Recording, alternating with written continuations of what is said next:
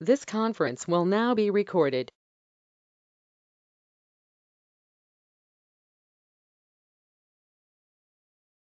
Okay, I'm sharing my screen. Please let me know once you can see it.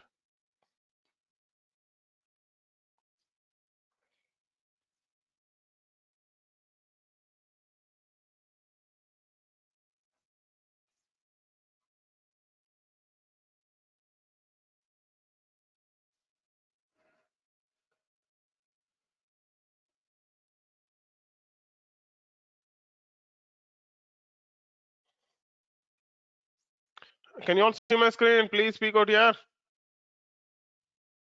Yeah, we can see it. Okay, that's great.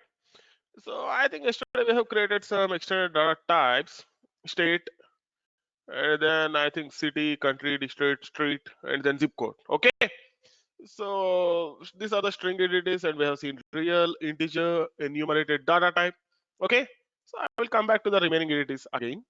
So before that, I want to start with the tables because I want you to create tables along with me. Okay. Right click on the project, click on the add button, new item. And here you can see there is something called data model. Select table. Let me call this as ICI address. I want to create a first table, which is the address table. Okay, I think we need to start with the address, and then we can create the customers and all those things. Okay, let it create. It's taking a bit time.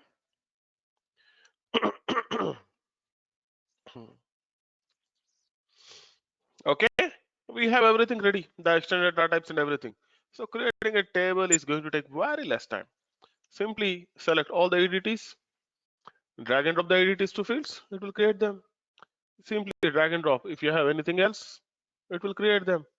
Simply drag and drop your zip code, it will create it. Can you see this? How easy is it? And if you want to do in the other way, you can right click on the new, whatever the field you want to add, and then go to properties of the field. You need to update the EDT, and then you need to update the name. Okay. And I told you about the labels. I am hard coding the stuff, but you need to create labels. Please remember, I am hard coding the stuff. You need to create labels. Creating labels is mandatory. It's a best practice. Okay. It will throw the errors saying that you did not create labels. Okay. It will say you have hard coded the data.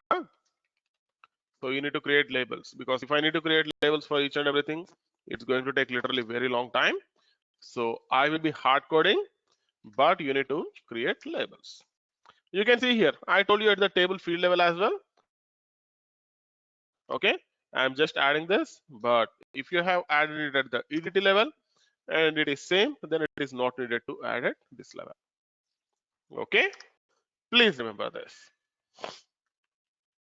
Done. Now we are done with the address table. Can you see this? How simple is it? Okay, that's it. Done. Now let me check the table properties, and then we will come back to the field properties. Coming to the table properties, if you want to add a label for your table, okay, a label for your table, you can do that. If you want to display some information on the top, okay, if you want to display some information so that user can easily identify it. So I will add city here. Title field 2, I will add it as street. Okay, the user can see this information at the glance. Okay, if instead of seeing the whole table data, the user will be able to see this data and identify what's the purpose. Okay, which address are they in, which street they are located in. For that, we will define title field 1 and title field 2. As the name indicates, they are the title. Title means which is located at the top, which is used to display the information at the glance. Okay, if it's a tab, before expanding the tab, you want to see information on the title at the glance, you can use this title fields like this. Depending upon where you are using, it will display the title information. Okay, this information in the title bar. Okay, next, cache lookup. This is very interesting property. Yeah, this is very interesting property because there is specific significance of the cache everywhere. Okay, most of the times you will find out that whenever you're opening the application, it will be slower.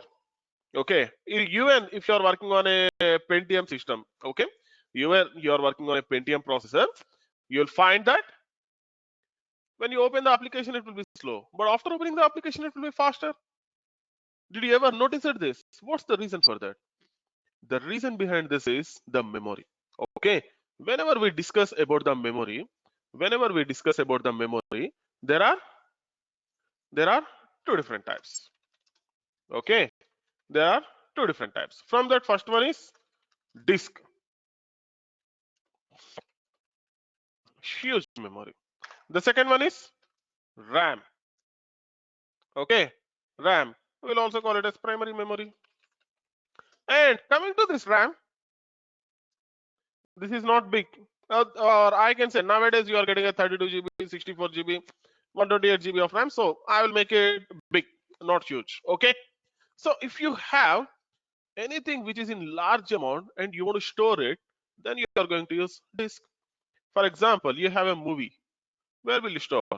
You will store it in the disk, because in RAM you cannot store it, because RAM is a temporary memory.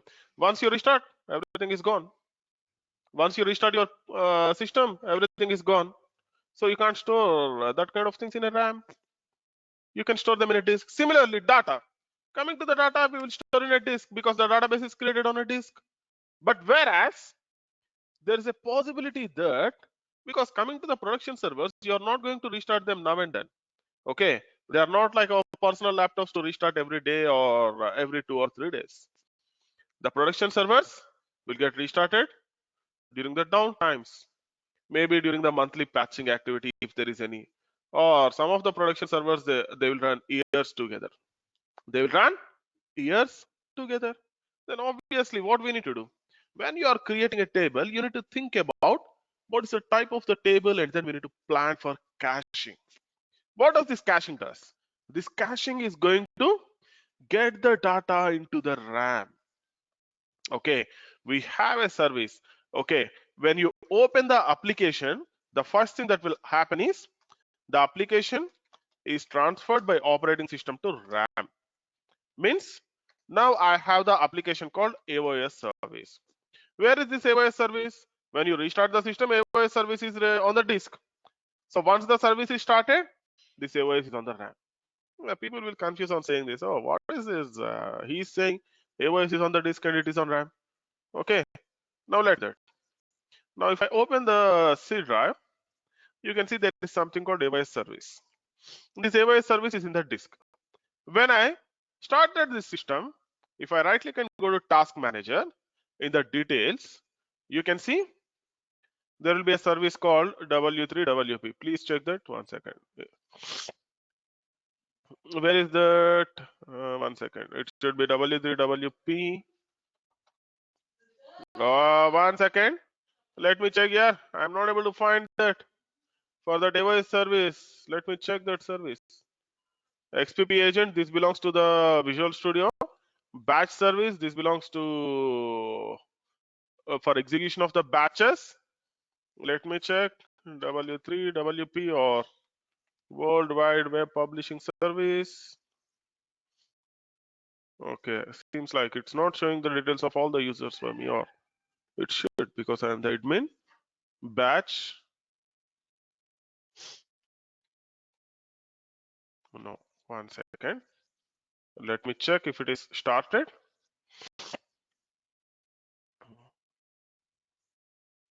AOS server. Okay, it will cache on application object server.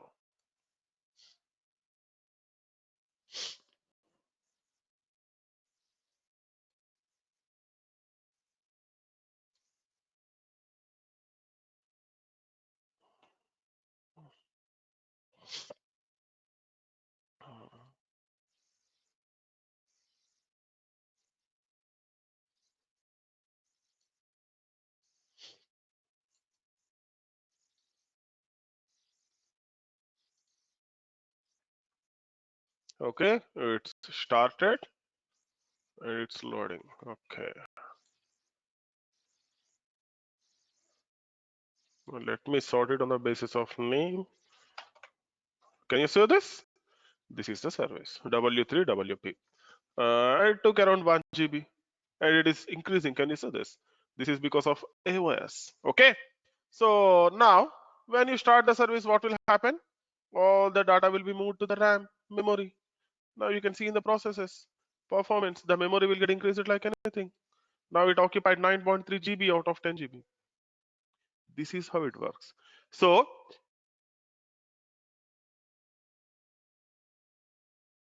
when the data is moved to the RAM, it will be faster. Whereas when you are working on the disk, it will be slower. Which is why when you copy from disk to disk, it will be slower. Yeah, please remember that. Okay. Now in the similar fashion, this cache lookup is going to work. This has different type of properties again. You can see. What is the first one? Not in TTS. Okay, none means there is no cache lookup. You don't want to cache this table itself. Okay. What is none? None means no cache lookup. You don't want to cache this table at all. The second one is not in TTS. What is that? Not in TTS. What is not in TTS? If whenever you are trying to execute a select statement, okay, if whenever you are trying to execute a select statement, then cache the data. Okay, cache the data. Then what is not in TTS then? I am saying whenever we select, it should be cached.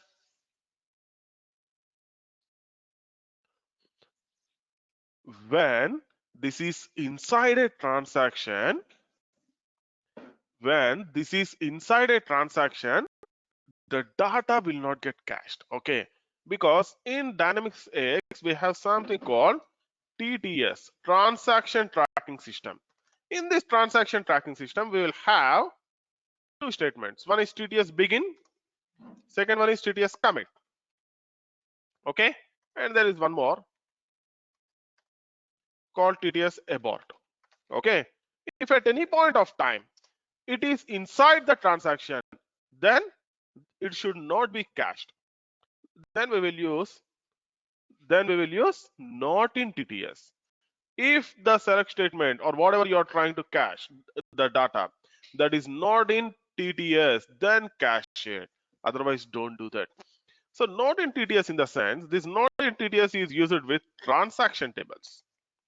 Where we will use the not in TTS is used with transaction tables. Because when I was discussing about the planning, I told you about tables, master data, transactional data, reference data. Okay, because transactional data tables will have huge amount of data. Yeah, if you want to cache huge amount of data, then as well you can do that. But frankly speaking, I will tell you to avoid caching the transaction tables because the transaction tables will be having heavy load. Okay, as the data size will increase, the RAM size will increase, and obviously it will fail. Okay, so don't try to do that. But sometimes you will have a requirement where you need to make it faster. Then you need to use not in TTS. The second one is found. What is that? The second one is found. See here, you have executed a select statement. You have executed a select statement. After executing the select statement, if data is found in the table, cache it. Okay. After a select statement, if data is found in the table, then cache it. Okay. And again, if you are using the select for update statement, then whatever the data previously cached will get updated with the new data. That is what is found in the cache lookup. Found has this purpose. Okay, found is going to do this. And then we have found and empty. Found and empty, entire table. What is found and empty? You are caching the keys. That means you are caching the data. After caching the data, if the record exists, or if the record is marked as non-existence in the cache,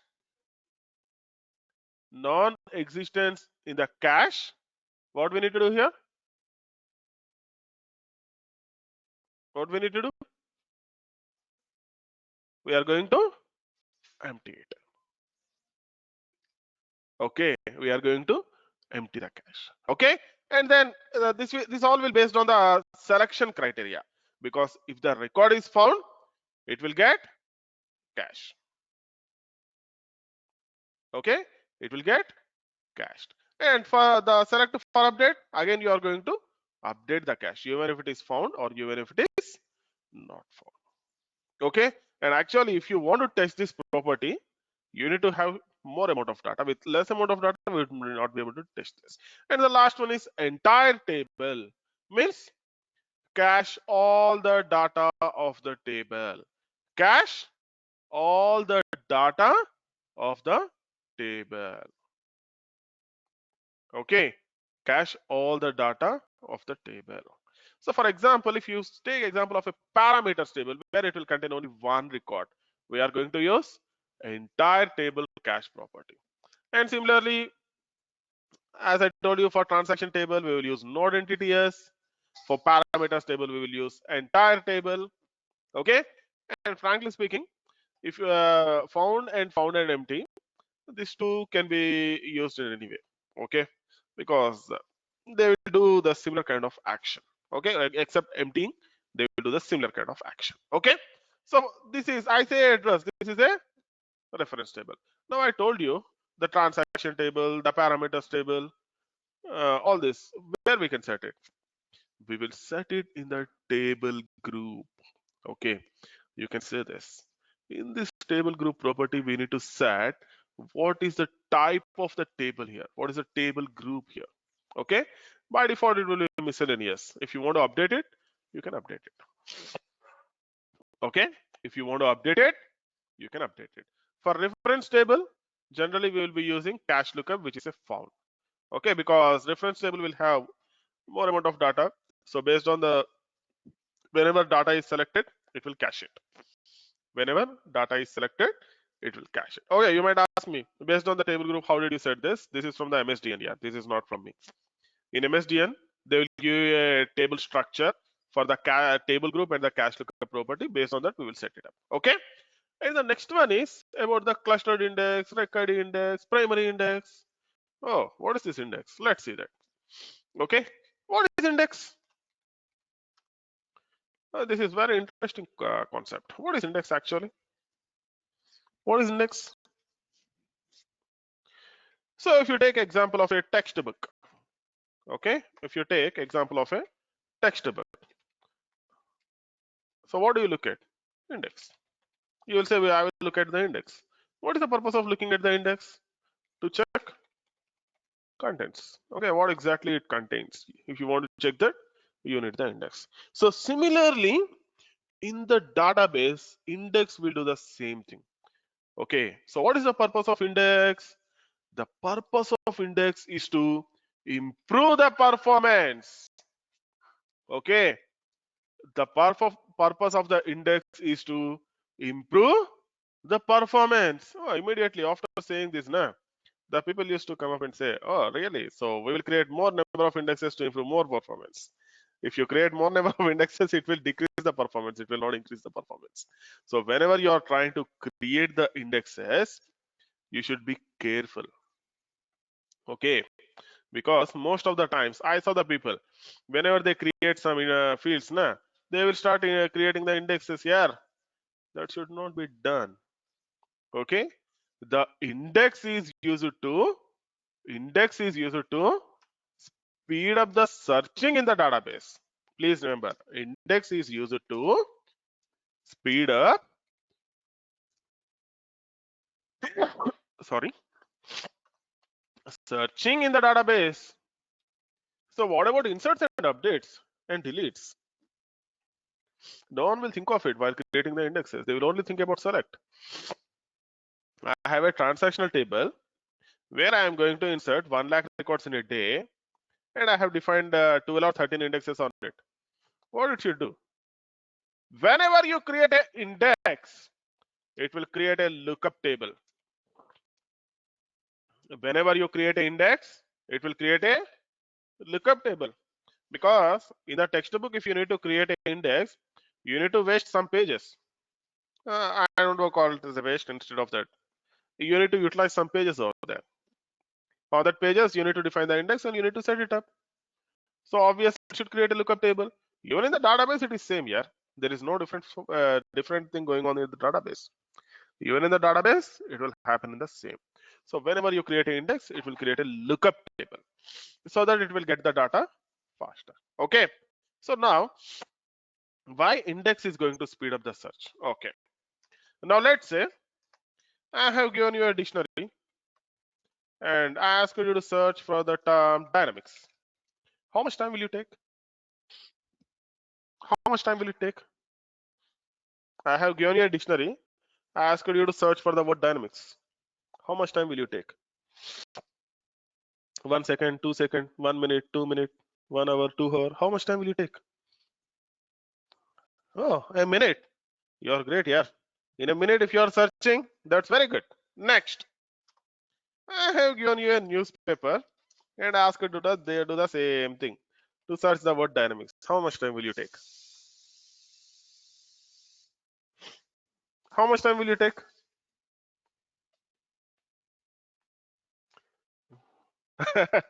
All day. Okay, good answer. So see here, the difference between the dictionary and the newspaper is the dictionary is indexed. Okay, the dictionary is indexed. The newspaper is unsorted. So you can have the dynamics word anywhere.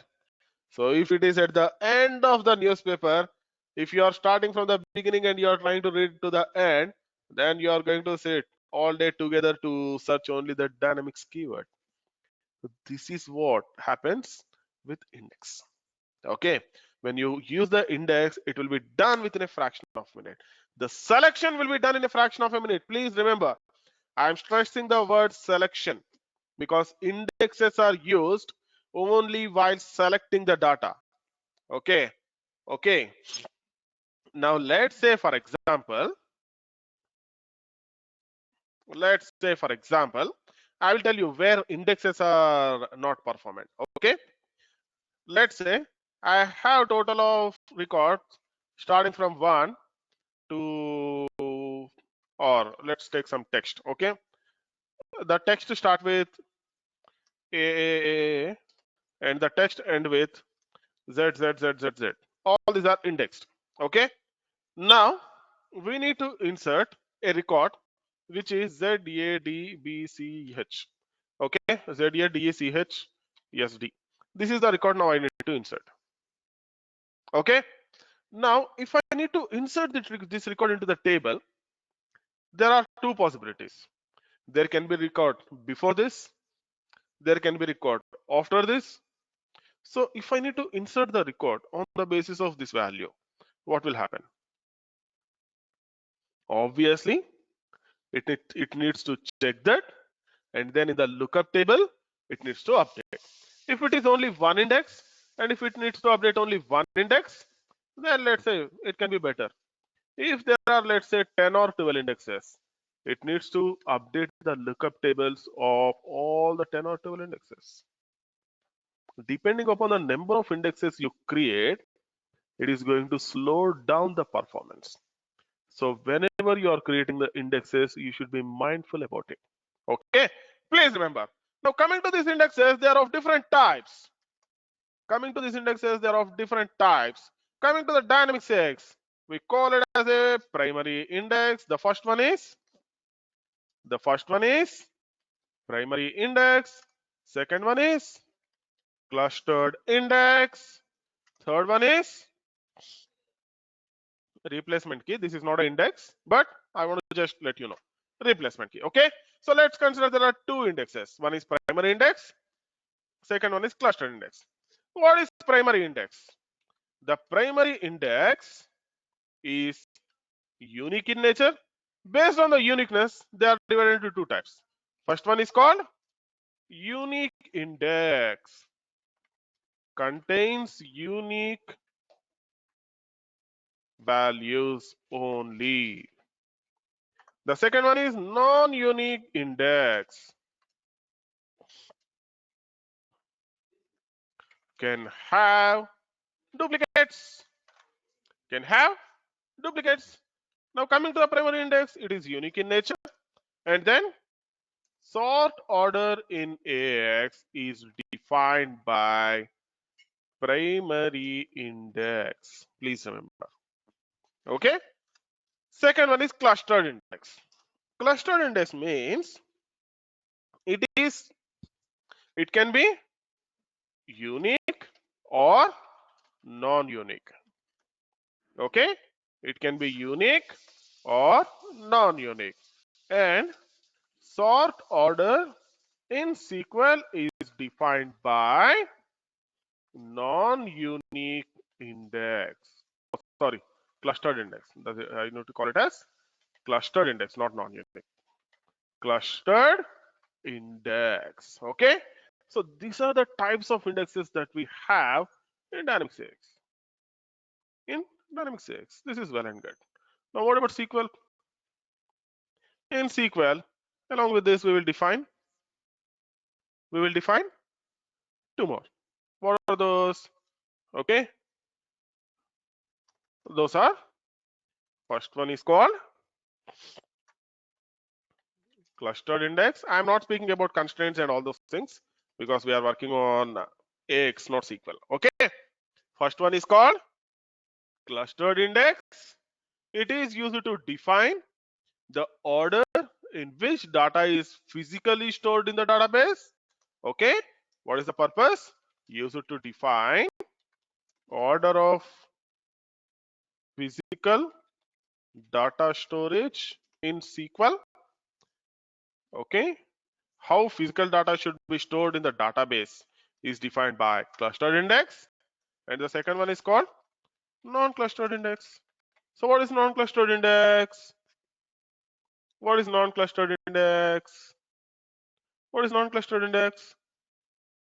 It is not for the physical data.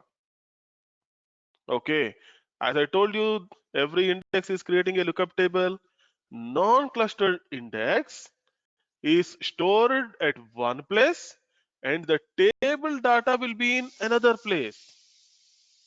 Okay, that's why I gave you the example of a textbook for indexes.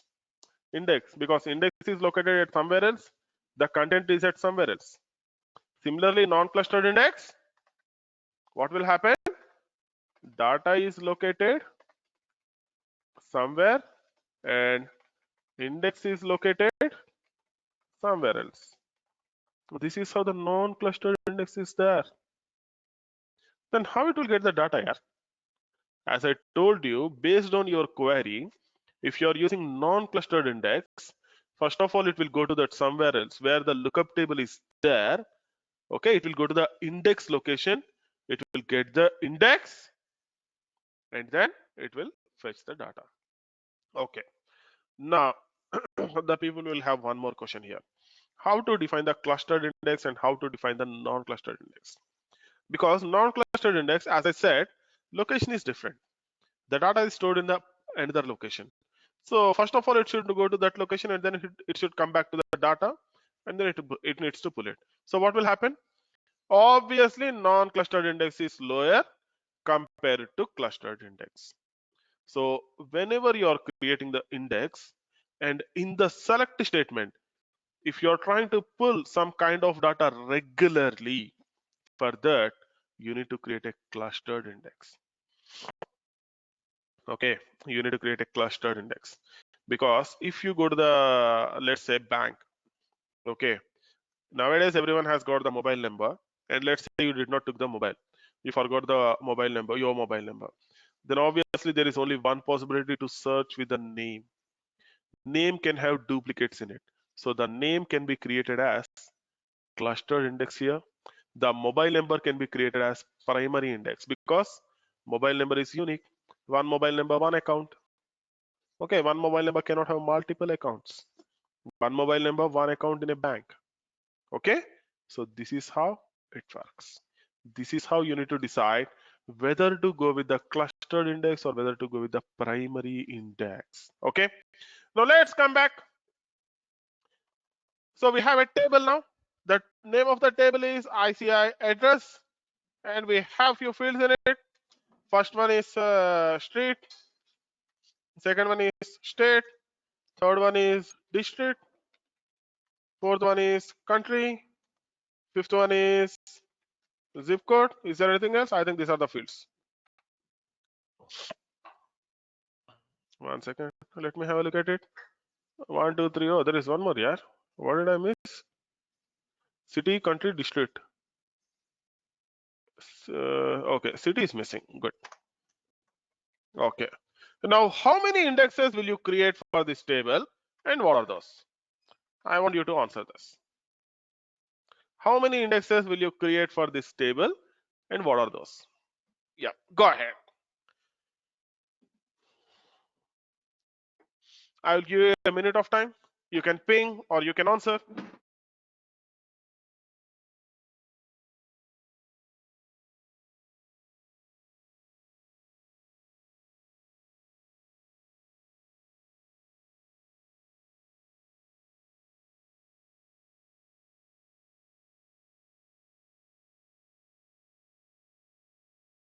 Please speak out here. I am waiting for your answer. How many indexes will you create on this table? 1, 2, 3, 4, 5, 6. How many? Make it more interactive, yeah. Always, if I speak and if you listen,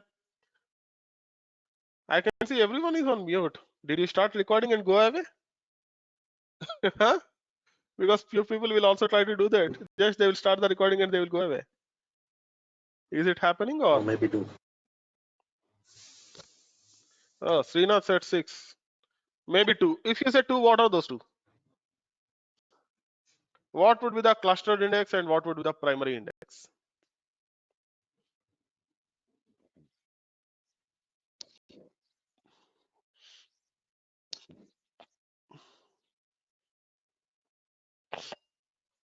What would be the clustered index and what would be the primary index?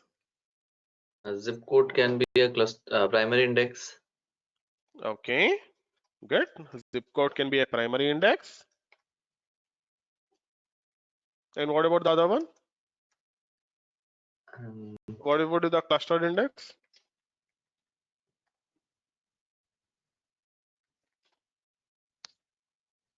City can be that city and Okay, now let's say if you said city as the clustered index. Okay, now my client does not know city.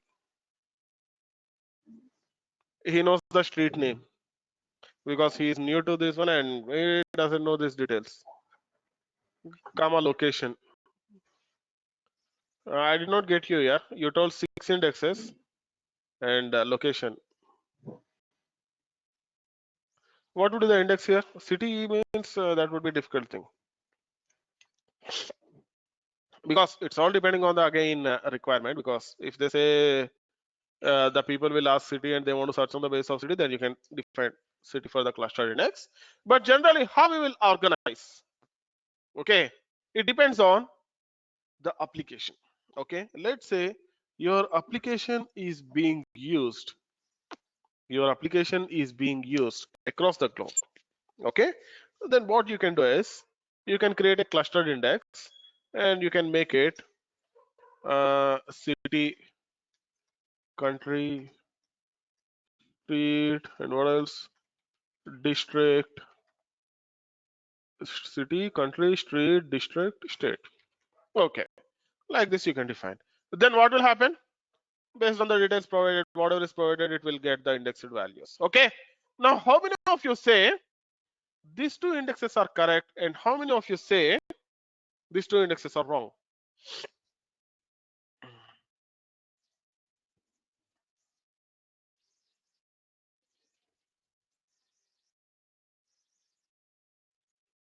How many of you say these 2 indexes are correct and how many of you say these 2 indexes are wrong?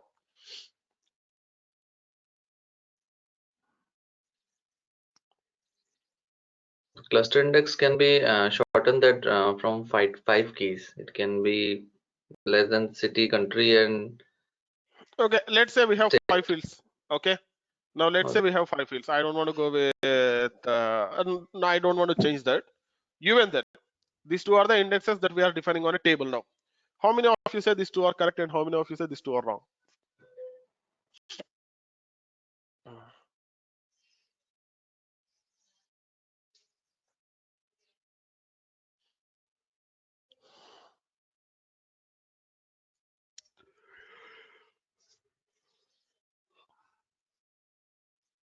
The I first guess one, the order needs to be definitely, changed. the first one, Exactly. So see here, coming to the zip code, you can use it as a unique index. Whereas coming to the second one, how index is going to work? Because if you define this order, okay, what will happen? If I need to search for the street called Amirpet, let's say for example, then what it will do? It will go and look up in all the cities, which would be difficult for it. So while working with this kind of indexes, you need to remember the order is also important. Okay, the order is also important. In the order, the first value should be country and not city, and the second value should be state, and the third value should be district, and the fourth value should be city, and fifth value should be street. Because let's say the end user does not know about the street name, okay, then in the city you can search, in the district you can search, because most of the times it will go up to here. If he will let give the information of the city at the most, okay, and it's very rare case where you are going to search records on the basis of country by locating only country and then searching a name. That would be very difficult. So at the end you will try to work with the city, so it will be done. Because in 100 crore people, if you try to search on the basis of country and name, it is going to take hell lot of time, because if the records are more, obviously it will take more amount of time. Okay, so this is how we need to organize the indexes. This is how we need to organize the indexes. Okay, and then we need to set it up. We will see. Anyways, we have the indexes, we'll come there and then we'll create them, don't worry. So this is about the indexes. And you can see one more thing here, there is something called surrogate key. What is this surrogate key? When you if you remember, by default there were few fields: data, area ID, rec version, and then rec ID, and then partition. I showed you this. By default these are created, and I told you there will be a unique index on the table. Okay, by default there will be a unique index which is on the rec ID. This record ID is called the surrogate key. By default, when you create a table, there will be a primary index which is a record ID. It is used for uniquely identifying the record in a table, and we call it as a surrogate key. Okay, that will be there. And then you can see there is something called create rec ID index. If you set this property to no, it will not create the index for rec ID. If you set this property to yes, it will create the index for rec ID.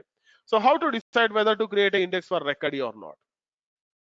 Now, in this case, if you are planning to search only on the basis of zip code and you don't want to use the rec ID, then you can neglect creating the rec ID index. And if that is not the case, then you need to create the rec ID index. Okay, so this is how we need to decide. And then you can see the next property is called visible. If the visible is set to yes, this will be visible. If the visible is set to no, this table will not be visible. Okay, on the front end. And the next interesting property is OCC enabled. What is OCC? When we come to the concurrency control, there are two types of concurrency controls. One is called optimistic concurrency control. Okay. Second one is called pessimistic concurrency control. Okay. Pessimistic concurrency control. So what is the concurrency and what is the purpose? You're trying to update a record in a table. You're trying to update a record in a table. How much time you need to hold lock on that record? How much time you want to hold the lock on the table? That is defined by these concurrency controls. Okay, if you want to lock the table only while you are updating the record and then you want to release the lock, then you need to use optimistic concurrency control. Optimistic concurrency control is the preferred way of locking. Okay, preferred way of working with a concurrency control. And always we will have one more question. If optimistic concurrency control is the preferred way, then what is the purpose of pessimistic? Please remember, sometimes we will have a requirement where n number of tables should be updated on one go. Otherwise, the n number of tables should be reverted. Either all the tables should be processed or none should be processed. In that case, we will go with a concurrency control called pessimistic concurrency control, because you are going to lock the entire code. You are going to keep hold on those records until entire code is executed. That is what is pessimistic concurrency control. Okay, if you want to hold them at longer amount of time, then we will use pessimistic concurrency control. If you want to keep hold on the records for small amount of time, we will use optimistic concurrency control. And all those are based on the requirement, as I told you. Okay, so the next type of properties are the data properties. AOS authorization. If you want application object server, AOS, to authorize the creation or read or updation, then you need to use this property. By default, it will be none, means you can do all the operation. AOS authorization is not needed. If you want AOS to specially authorize some kind of operation, then you need to use it. Okay. Next, configuration key. I told you about this already. Country region codes. I told you about this already. And then country region codes field. If you have Authorization means the AOS is going to permit to insert the record, update, delete. exactly That it means. Okay. AOS should authorize whatever the operation you do on the table. Based on the selection, the application object server will authorize. Then only you will be able to perform that operation. Is there any criteria for that authorization?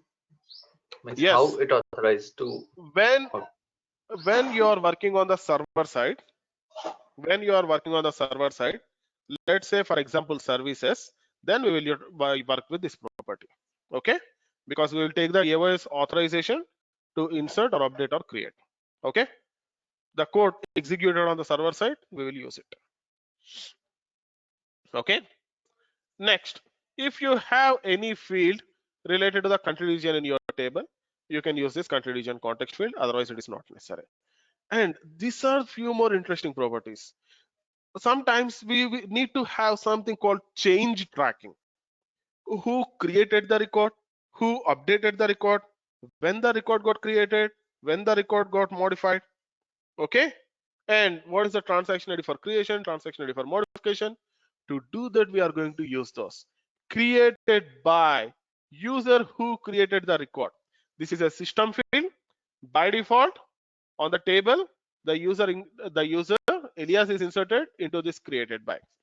Similarly, created date time, when the record got created. Created transaction ID, unique ID for transaction. Data sharing type, whether this data is, oh, this got again some difference. Okay, data sharing type, I will come back on this here because I want to see because whether it is a duplicate or single. Based on the purpose, we will set it up. The next one is developer documentation. This is very interesting property, but no one will use this. This is used to indicate technically what this table does. Okay, but frankly speaking, I have worked on tens of projects, but in none of the project I saw this developer documentation added. Unless and until some ISV application, this is nowhere added in all the other projects. Okay, because the people will want to just keep it secret. Okay, I don't know why the people will do that, because frankly speaking, yeah, the tendency of the human being to increase the dependency on the project. Okay, because what they will think is if we increase dependency on the project, they will not change the project for us or something like that if the project is easier. But that's not the case. You should be able to work on any project. Okay, Your talent should never be limited to a project. So what you need to do is you need to try to share as much as you can. If you share, you will learn more. If you don't share, you would not be able to learn it. Okay, because this is very important. You should do a sharing. Knowledge sharing is very, very important. Okay, the more you share, the more you gain. The more you share, the more you gain, because you are going to try something. You might not get the doubt, but the other people might get the doubt, because we have the limited set of knowledge. If you want to make it more and more, if you want to gain more, you need to share it. Please remember. Okay, you need to define this developer documentation to indicate what exactly the table does. Okay, yeah, let's do one thing. We will see the remaining properties tomorrow. Let's break now. Yeah, now it's your time. Please let me know if you have any queries up to here. We will see the remaining properties tomorrow. I have one query. Yeah, go In ahead. the cache lookup property, you have mentioned found and empty and found type. So do we Found. need to write any found in cache lookup property? Yes. There are option for that, found and empty. Hmm. Do we need to write some code, extra code for when the table will Not going at to all cache needed. lookup? No. Cache lookup is automatic. It will be done when you are using the select statement. I use it found now. What is found? Hmm? When the record is available in database. You wrote a Yeah, select statement. The record is available in database, and then it will cache. because at Found and that empty point you have means mentioned. Yeah. found and empty means what it will do is it will go into the database. The record is found, and it will also catch the empty keys.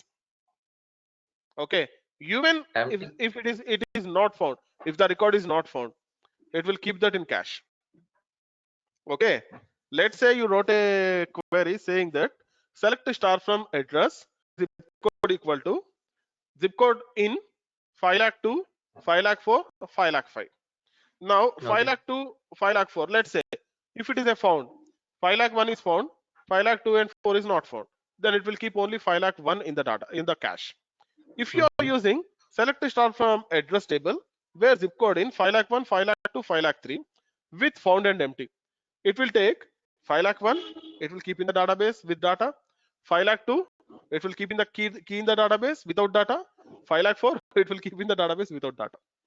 The Okay. keys will be kept in the database. Data might be there or might not be there. During the next select, whenever data is there, it will update the key. This is what is found and empty is. This is the Okay. difference. Okay. Mhm. Found and empty will respect even when the record is found or not found. Found will respect only when record is found. Got it? Okay. Next.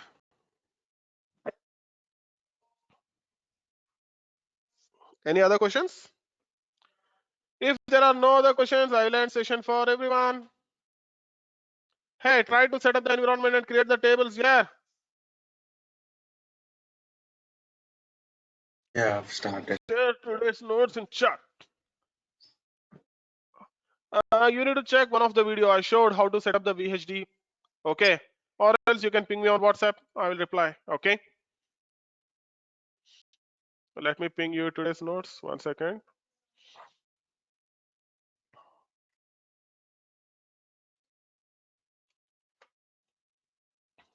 And please remember, yeah, most times I saw the people who will feel that this is a silly question and this is an intelligent question. This is a good question. This is a bad question. Please remember, question is always question. There is nothing called silly or intelligent question. Okay.